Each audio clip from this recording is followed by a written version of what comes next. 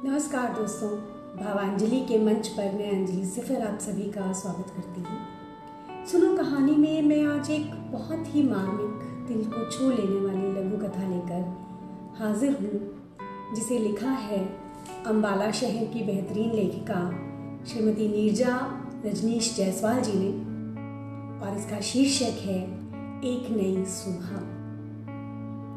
सुनिएगा। नींद सुनंदा की आंखों से कोसों दूर थी। रात्रि के पिछले 2 पहरों से पलंग पर करवटें बदलते हुए अपने कानों में गूंजती स्निग्धा की आवाज उसे बार बार आहत कर रही थी। मम्मा, अगर आज पापा होते तो भी क्या मेरी यही हालत होती? बिटिया का ये सवाल उसे बार बार ग्लानि का अनुभव करवा रहा था। विगत 4 वर्ष की घटनाएं चलचित्र की तरह उसके मस्तिष्क पटल पर चलने लगी।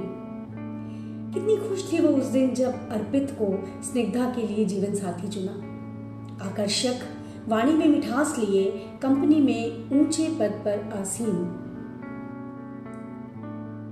धूमधाम से विवाह बंधन में बंध, मन में सुखद सपने संजोए घर से विदा हुई थी स्निग्धा। किंतु ये क्या, विवाह के 20-22 दिन बाद ही सपनों का बिखराव शुरू हो गया।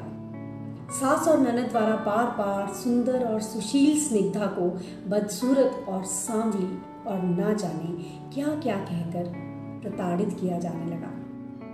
बात उन दोनों की होती तो शायद स्निग्धा इतना न टूट जाती जितना उसे दुख इस बात का था कि अर्पित भी उनके साथ प्रतिदिन उसे नीचा दिखाने के लिए अवसर तलाशता रहता। स्निग्धा अपने काम के द्वारा उनका दिल जीतने की बहुत कोशिश करती, पर उतना ही उसे उपहास झेलना पड़ता। अगर कभी ऑनलाइन जॉब की तलाश करना चाहती तो सासू माँ का गुस्सा 7वें आसमान पर पहुंच जाता, और वैसे उसे सारा दिन नौकरी न करने के ताने दिए जाते, जबकि विवाह से पहले उसे नौकरी छोड़ने के लिए विवश किया गया था। जब भी स्निग्धा माँ को ये सब बताती तो सुनंदा उसे धीरज रखने के लिए कहती कि विवाह के पहले 2-3 साल तो एक दूसरे को समझने में लग ही जाते हैं, धीरे धीरे सब ठीक हो जाएगा। पर अब तो सब साफ होने लगा था, पैसों का लालच साफ साफ नजर आने लगा था। दोनों बार गर्भ धारण करने पर घर में मातम का छा जाना और दुर्व्यवहार का बढ़ जाना, और इन सब के कारण दोनों बार गर्भपात हो जाना, क्या कुछ नहीं झेला था स्निग्धा ने। पर आज तो हद ही हो गई थी जब स्निग्धा को छोटी चेचक ने दबोच लिया और घर में ये घोषणा कर दी गई कि इस छूत की बीमारी में वे उसकी तीमारदारी नहीं कर सकते, इसलिए वो उसकी मम्मी को अपने पास रहने के लिए बुला ले।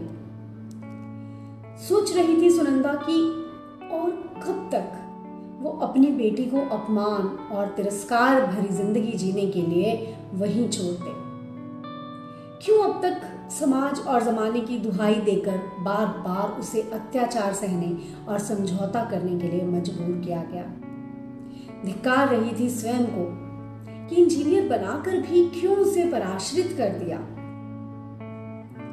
नहीं, अब और नहीं। सोचते सोचते न जाने कब रात बीत गई और कब सूरज ने दस्तक दे दी, और इसी दस्तक के साथ सुनंदा एक दृढ़ निश्चय कर उठकर तैयारी करने लगी, स्निग्धा के ससुराल जाकर तीमारदारी करने के लिए नहीं, अपितु उसे अपने साथ वापस लाकर एक नई व अच्छी जिंदगी जीने की प्रेरणा देने के लिए चल पड़ी सुनंदा उस नई सुबह।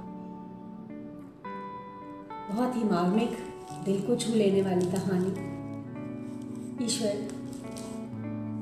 सभी बेटियों को बहुत बहुत खुश रखे। इसी कामना के साथ मैं अंजलि सिफर। शुक्रिया।